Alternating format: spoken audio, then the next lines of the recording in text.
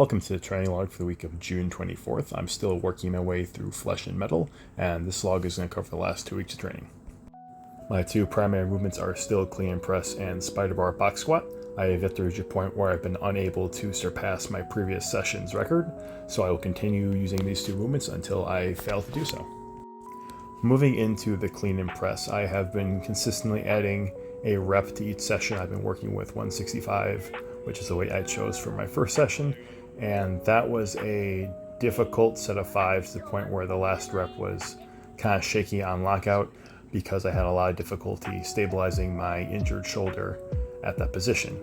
But each session, for the most part, in addition to adding a rep, seems to get easier, which is a very good sign in my mind and evidence that what my shoulder needs right now more than anything is not rest, absolutely not rest. Anything that was going to heal at this point has healed. It doesn't necessarily need special rehabilitation movements. I'm sure that those may help. I might need them in the future. But right now, what my shoulder needs is to become strong again. It's not been used for the better part of 4 months, and it has noticeably atrophied in size, and that resulted in a noticeable decrease in strength. It doesn't pinch, it doesn't hurt, it doesn't feel that unstable, it's just weak. And the solution for something that is weak is pretty clear and doesn't take a medical degree to figure out. I chose clean and I guess you call it a push press, not a strict press, because that is the overhead movement that I care about. I want to be able to put as much weight as I can overhead, and a strict press will not do that. I do not care about my strict press in and of itself. It's just a means to the ends, and the end is putting as much weight as possible overhead. So I am doing strict pressing from a seated position because I find that that's the best way to strict press for me. Standing strict press just adds extra difficulties that aren't related to shoulder strength, and I don't see the point of humoring those when I just don't really care if I'm a good strict presser or not. That's not even close to the goals I have.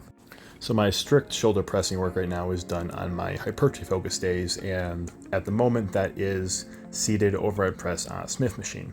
Now I'm liking that a lot because there are still some issues with stabilization and range of motion for my shoulder, which makes certain kinds of pressing not super favorable.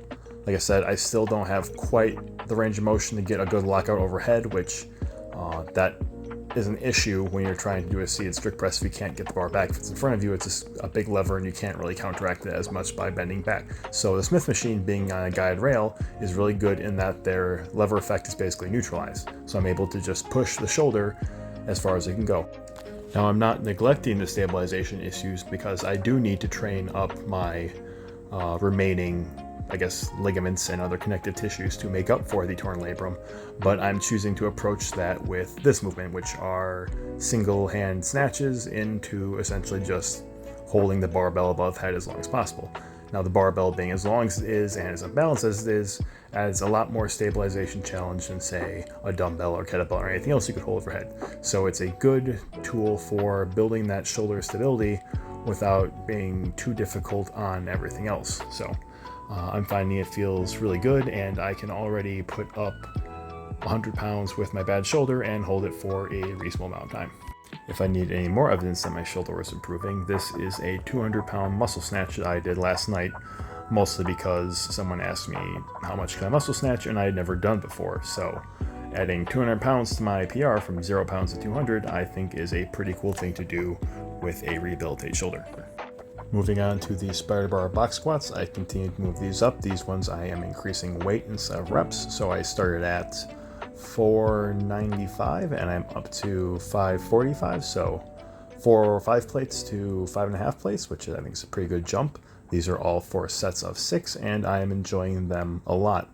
It's actually one of the better squat variations I've ever done.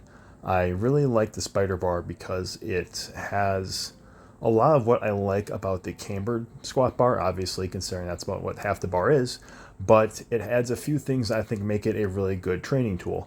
I can't have it sit far back on my rear delts in a low bar position like I can with the standard camber bar because the yoke part forces it to sit in more of a high bar position. But it does have the forward facing handles which let me kind of grip up and pull backwards, which I do enjoy for kind of cueing my back to brace. I do like that the weight can be shunted backwards a little bit by really yanking on those handles. As you can see, it sits slightly far back because as you pull the handles in, the arms are forced to go back a little bit. And that really just kind of creates something that has some of the benefits of camber bar, but doesn't let me go into a full back supported deadlift. If I tried that with this bar, it would probably just pull me forward more like the SSB. So that makes it essentially just a superior safety squat bar as far as I'm concerned, which is great for training because it doesn't bury me like the traditional safety squat bar does, but also doesn't let me get super cheaty deadlifty like the camber bar does. So that just kind of creates a situation where I'm able to still train more of a squatty movement pattern, but in a way that I can load very, very heavily, which I think is more beneficial than using the regular safety squat bar, which is definitely more squatty, but is being forced to load so loosely that I don't think it really trains me as hard as it could. I think this is a good supplement for my chosen back squat variation, which would be the camber bar, and honestly, I can see a world in which I could squat more on this bar potentially. So this is the first time I've used it for training. I have to keep playing with it, and I will definitely have more impressions as I get more use out of it. In related squatting news, I have a little bit of home gym ingenuity I want to share. I've had the Bells of Steel belt squat for a while now, and I've probably mentioned in previous training logs that my only complaints are that it bottoms out a bit early and that it was a bit wobbly and occasionally would shift under heavy loads, particularly when loaded asymmetrically. So I bought 2 pairs of 5-inch furniture risers off Amazon for like $30, and I just plopped them underneath the platform part of the belt squat. Now it has a much greater range of motion, it does not slip and slide, and it does not kind of wobble back and forth. So this fixes basically all of the mechanical issues I have with this machine, besides some issues related to just its necessity based on its footprint. So definitely worth the $30 I spent, and if you have a similar model, think about it. I'm sure that the extra deep belt squats will have good carryover to this, which is basically just an experiment in finding out how low I can possibly squat.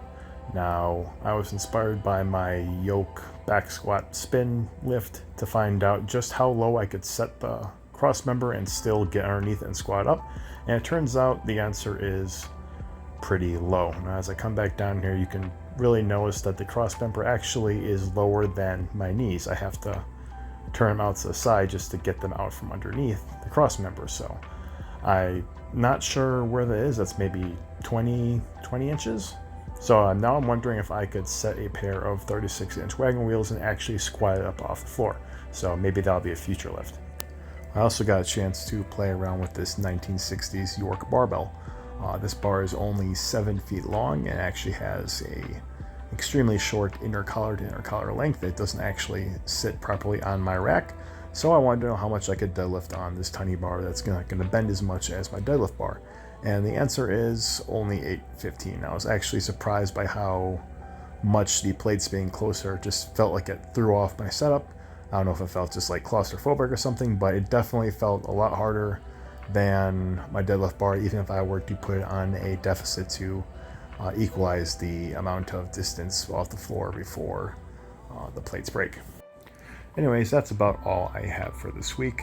I feel like overall adding some structure back in my training has been beneficial. I feel much more productive than I had been the last couple months, and I think the results are already speaking for themselves.